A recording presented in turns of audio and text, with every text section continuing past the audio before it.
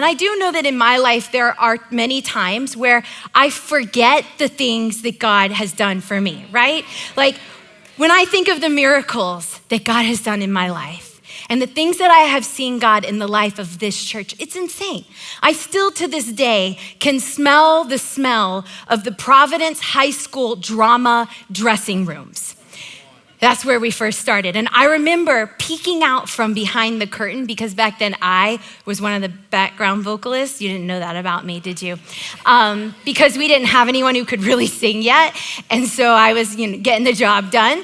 And I remember peeking out from behind the curtain and wondering if people were gonna show up because we'd added a second service. And every week they did. And I remember during COVID, wondering if people were really going to watch church online from their homes, and they did. And I've seen so many miracles in my own life and in my own family, and yet sometimes when a tough situation arises, I get this like sudden onset of spiritual amnesia, and I completely forget all that I have seen God do with my 7 loaves of bread.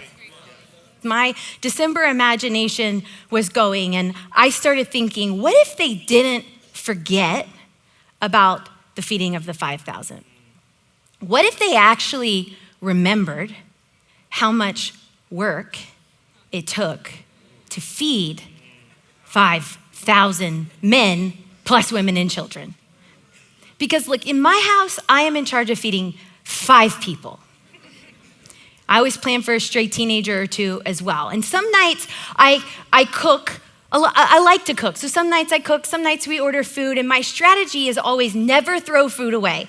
Because unless it's bad, which in my house, my kids know it has to look bad or smell bad. Otherwise you can eat it. Or if it tastes bad, spit it out. It's fine. Because I don't throw food away because somebody's always hungry in my house.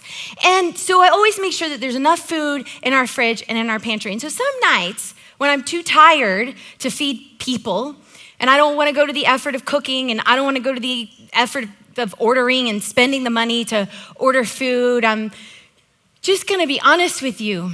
When a teenager looks at me and asks me, where in this remote place can we get enough food? I have a hard time mustering up the compassion of Jesus. So we don't break bread, we eat cereal.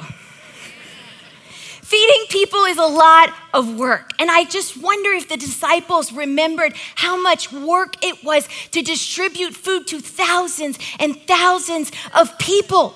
Remember, they had been there for 3 days too, and they were tired too, and they had just enough left to split between the lot of them and go home.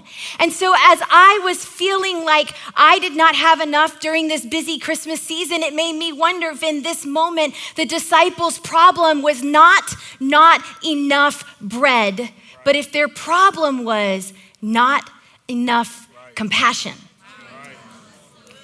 Stephen told us in his message that the disciples saw crowds when Jesus saw people. He had compassion for the people. He said, they've been here 3 days. They won't make it home if you don't give them something to eat. And when we're faced with a not enough moment, our first prayer should be, Lord, change what I see. I think the disciples wanted to eat their 7 loaves and go home and get a shower and get some sleep.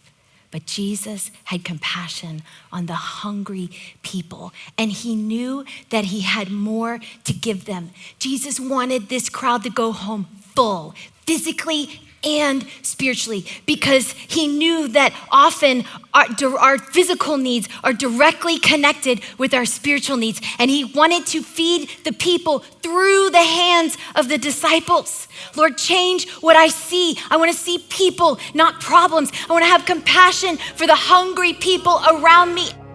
Hey, thanks for watching. I hope that encouraged you today.